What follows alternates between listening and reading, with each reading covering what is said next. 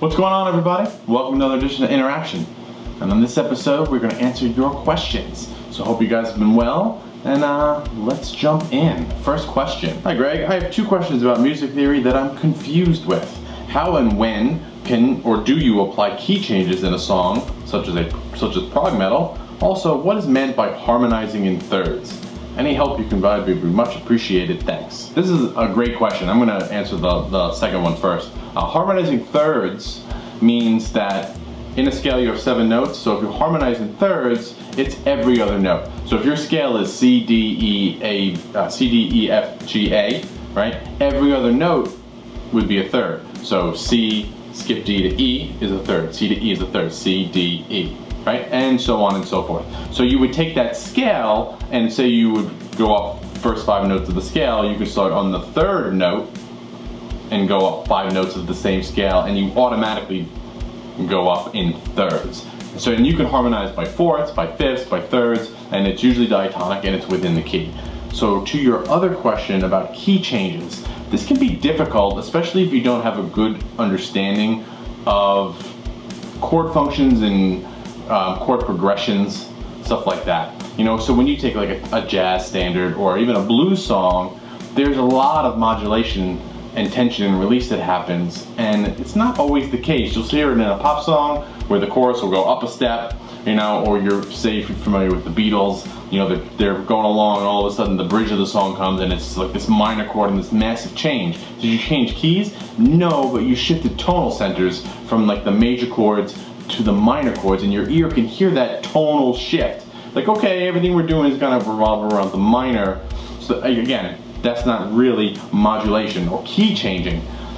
Usually you can use a pivot chord of some point, and of some kind, or you can use your fifth relationship, right? So if you do your circle of fifths, every one of those chords is 5 away from each other, and yet that creates a really nice harmonic chord movement as you go through. So basically you're using the fifth, and the fifth of every chord is a dominant chord, your tension chord. So you can basically make every chord up falling dominant chords as you go through your cycle of chords.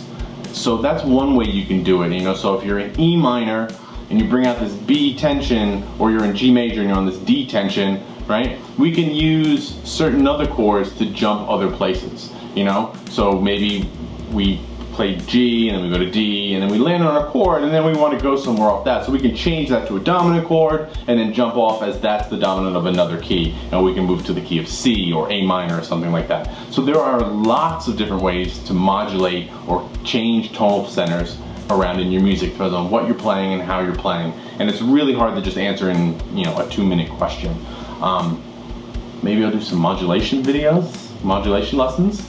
Hi Greg, do you still have plans to produce any videos with your VST libraries? It would be cool to see some of that stuff through your particular lens.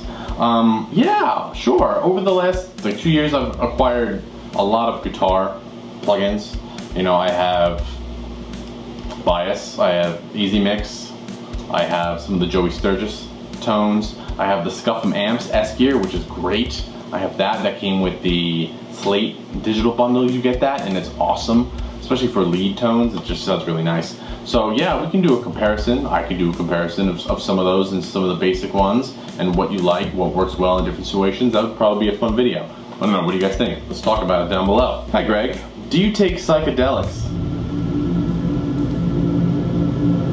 That Kiesel is beautiful. What are the specs? Thank you. I'm glad you guys like my Vader 7. It's actually right here, I'll pull it up. It's only been featured in a couple videos. I've actually had it for a few months now, oddly, and I haven't done like a crazy video of it, but this is my Kiesel custom built. This is mine. I still borrow a lot of other guitars, but this one I'm not giving back because it's mine. It is a 7-string, it is a multi-scale. It is a koa body with a swamp ash top and a black raw tone finish. The body is chambered, okay? And it's, like I said, it's a koa body, and you have a walnut neck with koa stripes. The neck is bird's eye and is a baked treatment, right? They don't actually bake their fretboards there, but they color treat their boards. So it's color treated as a baked color. It's got the Evo Gold frets and the lithium pickups. 5-way switch, 2 and 4 your classic Fender Single sounds, I love it. Sounds great. Super comfortable to play. Very ergonomic, very light, very well balanced. I love this guitar. I know a lot of people are like, oh, I can't get used to the head. And like, oh, all right, that's fine. You don't have to. But it's a really comfortable guitar, and it's extremely versatile, especially because of the chamber body. It's extremely resonant, you know, so I get nice heavy sounds, nice clean tones all around. And of course the action is like butter, because I like my action super low to the point of it's almost buzzing when I play. As long as the buzzing doesn't come out this little input jack and through my amp, I don't care how much it buzzes. I like it low, low. That's it, guys. Awesome questions. Great talking to you again.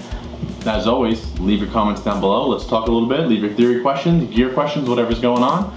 And as always, let me know what you come up with. So until then, I'll see you next time. Thanks a lot.